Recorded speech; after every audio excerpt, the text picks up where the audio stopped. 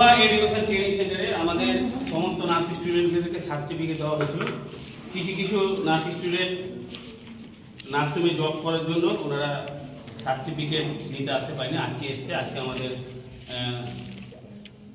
একটি free computer কোর্সের programme আছে, ক্লাস আছে 5 দিনে, 9 তারিখ থেকে 13 তারিখ পর্যন্ত। তো আমরা আজকে তাদেরকে সার্টিফিকেট তুলেছি। তারা অলরেডি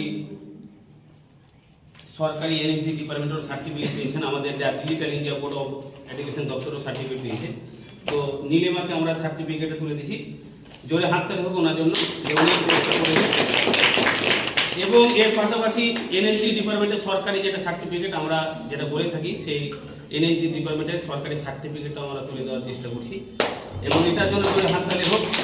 এর পাশাপাশি আমাদের আপনারা দেখলেন যে আমরা অলরেডি 3টে সার্টিফিকেট ওনার হাতে তুলে দিলাম এবং আমরা সমস্ত জিডিএ নার্সিং স্টুডেন্টদেরকে বিভিন্ন হসপিটালে নার্সিংয়ে আমরা প্র্যাকটিক্যাল শিখিয়ে 6 মাসের প্র্যাকটিক্যাল এক্সপিরিয়েন্স সার্টিফিকেটও তুলে দেওয়ার চেষ্টা করি।